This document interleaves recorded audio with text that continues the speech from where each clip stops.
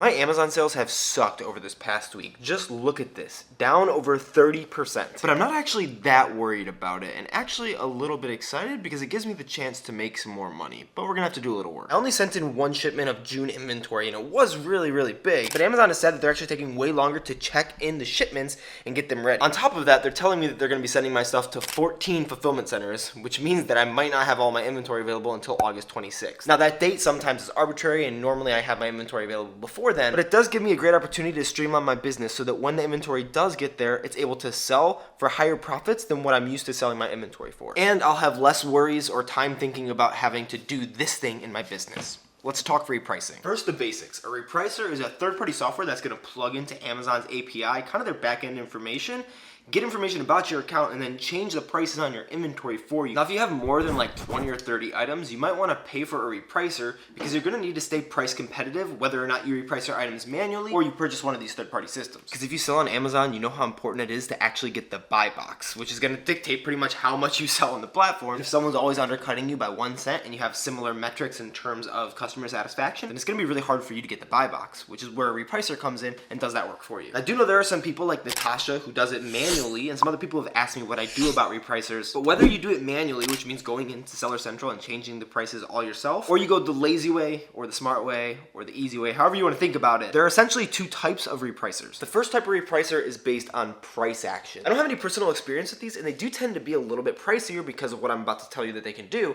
but there are some people in the retail arbitrage community who swear by them. The way it works is pretty simple. If you and I are selling on the same listing, let's just talk about this bag for example. If I go in and my repricer or myself changes my price down to $49.99, because that was a price action. If you have one of these types of repricers, about a second later, your repricer will go in and drop your price, if you have it set to 1 cent below, down to $49.98. That's the main benefit of this, because then you're not really wasting seconds where you don't have the potential to get the buy box, but it does come at a cost. The second type of repricer is like my current repricer. It's time-based. The repricer that I have for the next half hour or so is called Reprice It. It was all right for the beginning. I got it based on the recommendation of people who sold books on Amazon FBA, but I find it pretty unintuitive and the user experience is pretty bad. Its basic function is that it's going to change the price of your items on a set schedule. I have mine set to 1:04 a.m., 2:06 a.m., 4:05 a.m., and 17 other ones. So every day, 20 times, it's going to change the price on my items that need their price to be changed in order to be more competitive based on the rules that I set. If you're wondering why the times are so random, it's because of some advice that I got a while ago, which is basically that a lot of people who have these time-based repricers are going to reprice them on round numbers. Think like 12 o'clock, 12:15, 12:30, and if I reprice mine at kind of random times, I'm going to get that buy box. Now this might do absolutely nothing, but it still makes me feel smart. After you figure out what type of repricer you want, even before you figure out which repricer you're going to get, you need to think about the repricing strategy that you're going to have. I guess you don't need to do that before you get the repricer, but it's a good idea. The first strategy is the super aggressive strategy. This is what you want to do if you need to get your money back as quickly as possible. It's essentially going to undercut the prices and keep you as the price leader so that you can get the buy box just based on that. This is what I've been doing for the past 10 months, and it's definitely got me more shares of the buy box, so I've sold more things,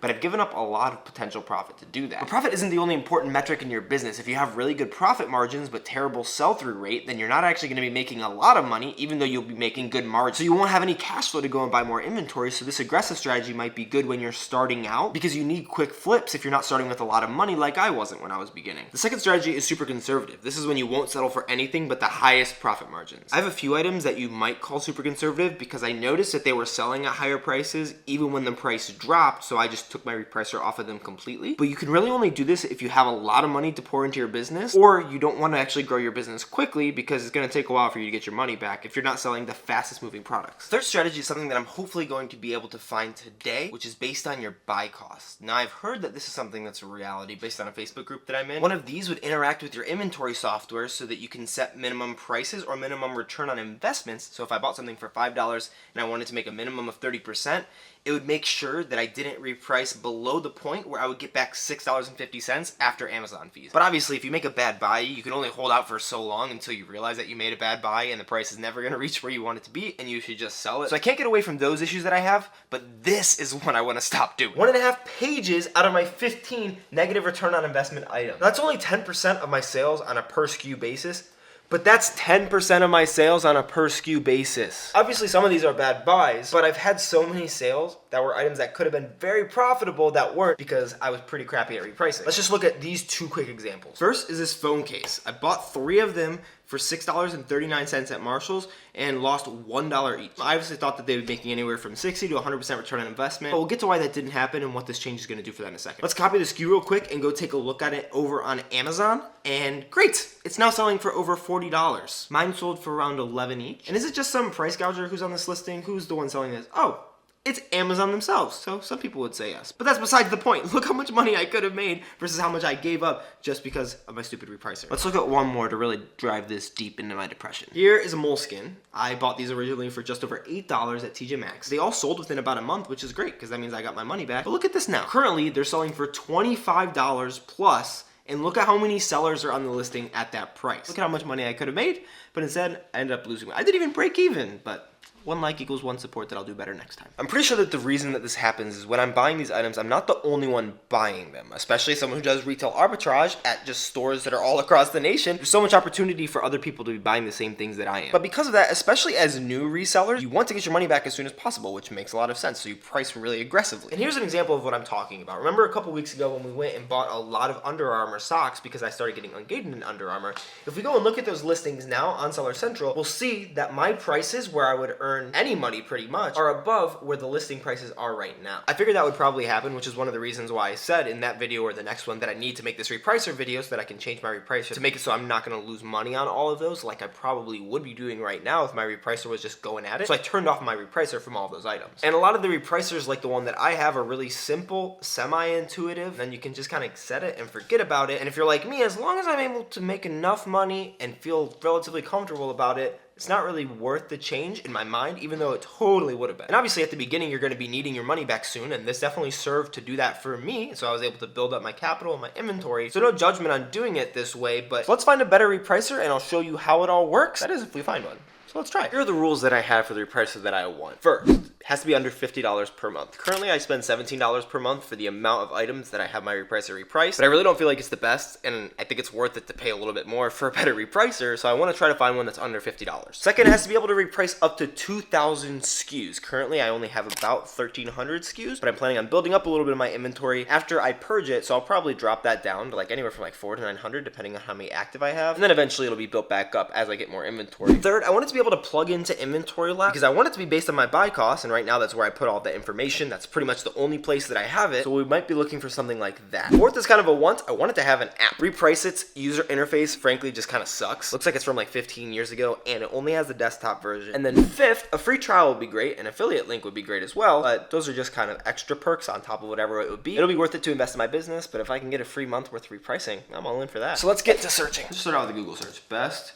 FBA reseller repricers. Bunch of ads, of course. Best Amazon repricers, a complete list. If you guys have repricers, I would love to know, especially if they have free trials. I might just kind of go on a couple of these and see what kind of free trials there are. So this, yeah, the first one, 14-day free trial, 5,000 SKUs for $80 per month. That's a lot of SKUs though, 5,000 SKUs. All right, repricer.com. That's the same logo. So I'm guessing that this is the same company, so they'll probably have some good things to say. 14-day free trial, no credit card. A lot of listings. I don't need that many listings. Feed Advisor is an algorithmic repricer. No free trial. Not specified pricing. That's not good. $25 for 1,000 SKUs. I think I can get away with 1,000 SKUs. I just like to have more than that. 5,000 SKUs for $50. Okay, so this is one that we might look at. Bqool. A lot of people make these type of claims. Only repricer based on algorithm and sales velocity. 30-day free trial. 2,500 SKUs for $50 per month. That's good. All right, let's see what Channel Max is all about. Reprice it. This is the one I have right now. I wonder how long you can reprice your items for free. Take a lot of work to like make sure that you hit those free trials correctly. But it seems like just from this alone, I got 2.5 months for free if I wanted. 30-day free trial, 2,000 SKUs, $60 per month. You can set up 3 different plans, some of which take a percentage of gross sales. Oh, that's silly. Dang, some of these have sales charges. Celery, 14-day free trial, but it's 1% of your gross monthly sales with a minimum of $50. Oh my, if you make more than $5,000 in sales, then it's gonna take 1% of it. I don't sell a lot, but that would be an expensive repricing for me. So this is the one that I'm interested in a little bit because this was kind of upped in the Facebook group that I'm in. Profit Protector Pro, unknown free trial, unknown pricing. Look it up. New kid on the block and it looks basic in terms of function. Yeah, I don't like that. Conclusion, there's no conclusion. Next, I'm just gonna go to Inventorylab. I think that they have a page that shows you what type of tools that you can plug in. Integrations, there it is. Oh, so here are a couple of repricers. This is what I'm looking for. Automatically assign cost per unit to SKUs within your repricer of choice. Bqool, Inform.co, Aura, and Seller Snap. I kind of want to look into all of them, but I kind of just want to choose one that'll be good. Let me look at inform.co. Free trial. I like it. What's the pricing look like? Ooh, $50 per month. Current monthly revenue. Oh snap. So this is based on your gross sales. I don't like that either. If you sell over $5,000, they're gonna charge you $100. I'd rather it just be SKU based, so we're not gonna touch that one. Let's look at Aura. Oh, wait a second. It's the same thing. Oh, go Aura alternative. I hate those ads. Pricing, $100, $77 if you pay annually. Still expensive. Up to 50,000 listings. Let's see Seller Snap real quick. Dang, and now Aura is advertising on Seller Snap. Most advanced AI Amazon repricer and business intelligence software on the market. That's expensive. We don't click that X real quick. I am interested in Profit Protector Pro. I feel like advertising really gets to you. And this group that I'm in, I think is sponsored by them. See what their pricing's like for America. $40 a month. That's not bad. But let me see how it sets up. I like this. I think that this is like a part of a bigger inventory system. I'm wondering if it would really be that much work for me to input my costs in this. If they had a free trial, I might try it out. I'm gonna see what Bqool is all about though. 14-day free trial. I like it. $50 a month. It takes 15 minutes to reprice. That's lame-o. And if I have it automatically set, then I can just set it to 15 minutes before then. That's not a big deal. If I need to reprice something automatically, I always go into Seller Central anyways. 5,000 listings. So it doesn't seem like they kind of are stingy on the features. You just can't download sales reports, which is fine for me. Oh, this is on bulk ROI settings. AI powered repricer, is that different? It looks like that's an old video actually. I kind of want to start the trial. Repricing Central for resellers and arbitragers. That makes sense. This is no credit card required. When does my other repricer payment go out? Today.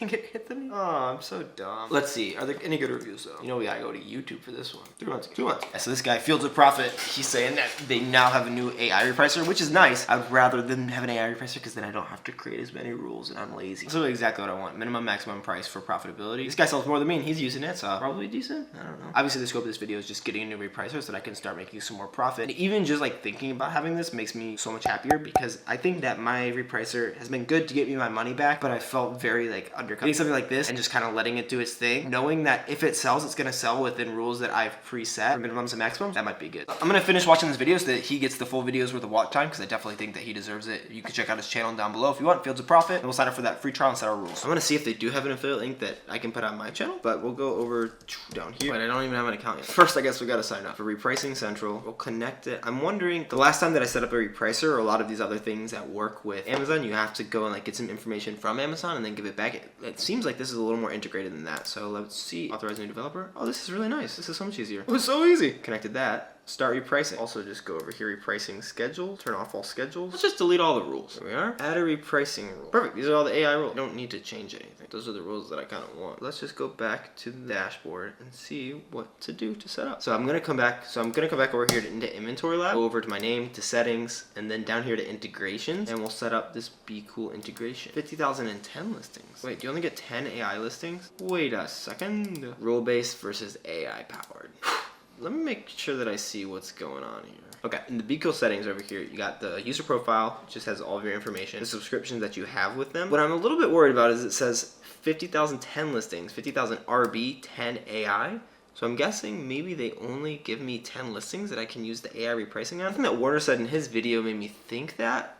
Obviously, he might just pay for the more expensive one. This is where you put all of your information. So I'll end up putting all my company details here. You don't need to see me do that, obviously. Marketplaces. I only have Amazon Marketplace. I don't have any notifications or invoices right now. You can have multiple users, which is really cool here. So I can add different people who can do different things in Bqool. If I had a team, I don't. It's just me. And then you can also manage permissions to those different people. So I go back over to the main thing. It's just going to show that the download is in progress because apparently it's downloading all of my listings and it says to check back in 4 to 8 hours. I don't really have that long to check, because it's 11 p.m. right now, and I'm trying to get this video out tomorrow morning, so we will see what happens. At the top, it looks like you have Repricing Central, which is just kind of the main dashboard. You can also go to the main dashboard if you have their other program, which I think is more for private label. It's called Big Central. In listings, you have your active and delisted listings, except I don't have anything because it's still downloading. You have all of your repricing rules over here, which right now are just the AI rules. This is where I would go if I already had my repricer on, and I would be able to see the history of all the different prices that it's repriced to. And then I have business reports, but I don't think I can download those with the price tier that I'm in right now. Here's where I can upload a file specifically if I wanted to give minimum maximum prices for everything. I can upload that there. $100 a month would get me 1,000 listings AI powered, whereas the one that I'm at right now would get me 10 listings AI powered. So it looks like we're going to create some rules now. Pretty much put the same rules on all of my listings, and then I'll put the AI powered ones on 10 listings. Over the next 2 weeks while I have this free trial, if I like purge my listings and see that the AI powered repricing is just so much better, which it probably is, it might just be worth that extra $50 a month. So I'll basically just show you how to do the rules, and then in 2 weeks from now, we'll come back and do another video about whether I think AI is worth it, and then if it is, I think that I'll pay that $100 a month, because over those 2 weeks, depending on what listings I put those on, I could earn $100 of profit. Let's create those rules. We'll go back into Bqool and create a rule. I really only would need to create one rule because as long as I'm setting my minimum and maximums, then I should be fine. What we're gonna do is just go into the rules and we're just gonna create a really simple rule that is probably what I'll put on all my listings, except I'll put one of these AI ones on 10 listings. We're gonna add a new rule right up here. And then they also have their own rules. You don't actually have to create a rule. You can just kind of use one of these. So if you target lowest price, lowest FBA, undercut the buy box, match the buy box, custom rule. Let's see what match the buy box does. Because the buy box algorithm is a little bit different now. It used to be that it was only based on the price, or at least mostly based on the price. Now there's some other factors. So you can kind of be in a range and still get the buy box. Sometimes I'll be 20 or 40 cents above some people on a listing that's only like $8 or $9 and I'll still get the buy box. I don't exactly know why, but I'm very grateful because that means I make more money. So now we got the competitors. This means that you're going to compete with the buy box price. You can also compete with the lowest price. We'd rather just try to get the buy box because that way we'll make more money. On Reprice It, I was at lowest price and I ended up losing a lot. So we're going to do that. We're going to compete with Amazon FBA, non-featured FBA. I don't know what that means, but he had it checked and so I feel like that would be good. I had previously been competing with FBM offers. I don't know what I want to do with that. I kind of want to compete with FBM offers, but I kind of don't. I want to leave it on because that's what I have been doing and it makes me feel more comfortable to do that, but I would love to know your guys' opinions on that. And if you think that I should take it off, just let me know why, because I don't really know. SFP, that's seller fulfilled prime. I don't do anything seller fulfilled, so I don't worry about that. Competitor seller fulfilled prime, I'm going to treat as FBA because it's prime and that gives credence to the buy box. Free and expedited shipping doesn't really matter because that's calculated into my price. I'm going to exclude feedback ratings lower than 80%, feedback count lower than 0, so that way if they have no feedback, they're probably not going to be getting the buy box anyways. Then this one is sellers with back ordered product. That means that sometimes when you go onto Amazon, you'll see this will be back in stock on X, Y, and Z date. I looked for one of those listings, I couldn't find one. Crazy that they don't want you to find listings that aren't in stock. So we are going to exclude that because I would hope Amazon want to give them the buy box if I have inventory that's there and they don't. So set the item condition you would like to compete against, same. The only reason I do that is some of my items are used like new. I don't want it to compete with new listings because I'm trying to be lower on price. Next, buy box winners. You use auto compete, so if there are a couple of people who the buy box is oscillating between, we'll just try to get the higher one. And then when the buy box is outside of the minimum and maximum prices, so for whatever reason the buy box is above my maximum price, we're just going to keep it at my maximum price, and if it's below my minimum price, we're just going to keep it at my minimum price. When buy box winner is not found, so this is the case, I actually did see one of these listings, when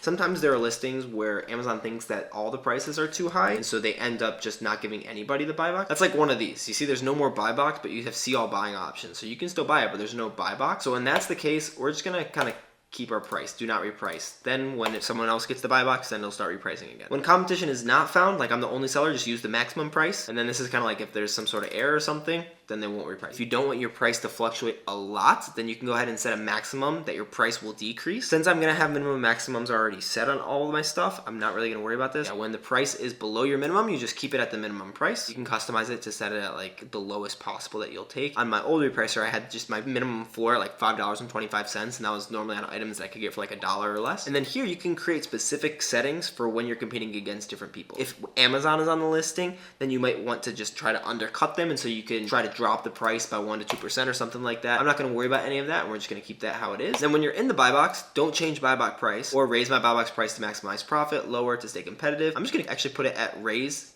I feel like we'll just keep it. I want to raise it, but I also don't want to lose the buy box. Yes, I want to make more profit, but I still also want to sell a lot so that I can make sure that my products stay viable. When I'm in the buy box, I'm not going to compete with FBM anymore. I'm just going to compete with FBA and Amazon. So that way I don't worry about any FBM who might come in and really undercut my price. But then when I get out of the buy box, I'll start competing with them again and getting the buy box back. I don't want to raise the price.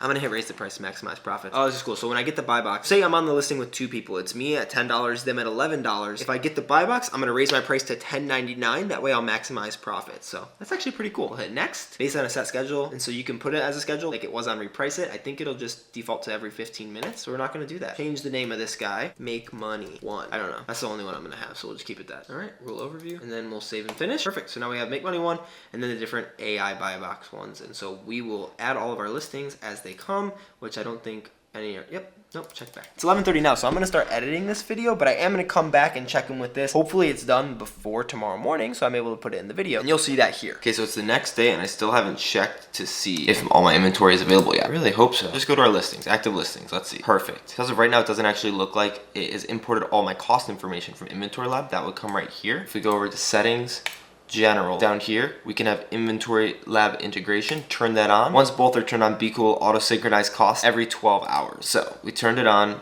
choose cost type. There's 3 different, you got current, average, and highest cost. I'm going to change this to average cost rather than highest cost because sometimes I'll be able to find the same product for different prices at maybe 2 different retailers. So I'm just gonna keep that as average cost. Just update all this information. We'll just save that for the Inventorylab integration. I think it is gonna take a decent bit. It did say that it's going to take up to 12 hours. So I'll just show on these first 2 listings. The first one is a notebook that I recently bought. So I bought this one. It was $5.31 after tax. It looks like it's been selling anywhere from like $15 to $18. Some of them go down to like 11 or 12. I'm going to set my maximum price actually around $19.99. You do want to actually set a maximum price rather than not doing that. Otherwise, this might just reprice your items pretty high and leave your listing stranded. And then the rule that I'm going to choose is going to be make money 1. We're just going to save that. And now this is starting to reprice. This next one I think was around like 175, so we'll just put 175 in. My price is 525. Right now the low price is 520. I'm gonna put my minimum price 520 and the maximum price at I think 799. And then I'm gonna do the same rule, the make money rule, and hit save. Right now we don't have estimated profit over here because I think it's still gathering information from Amazon about shipping costs or other fees. And then one of the main features that I got this for is after all of these costs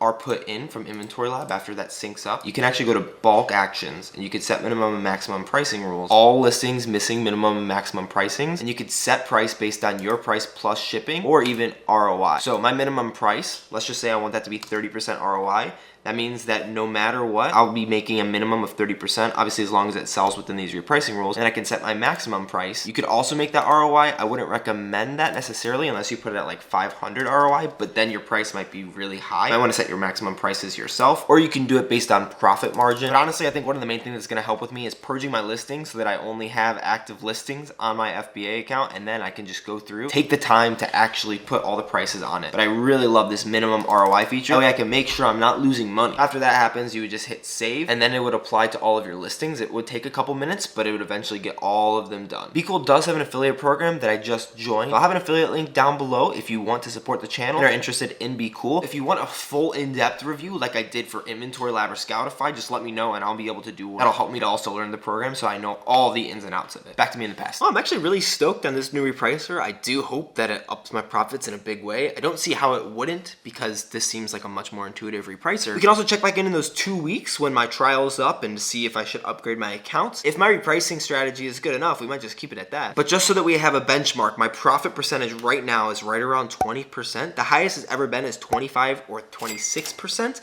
and I would love to see it up closer to 30%. Speaking of profit, we found a lot of good stuff in this video, and then we shipped it out in this one, so you can check those out, and I will see you there. Peace.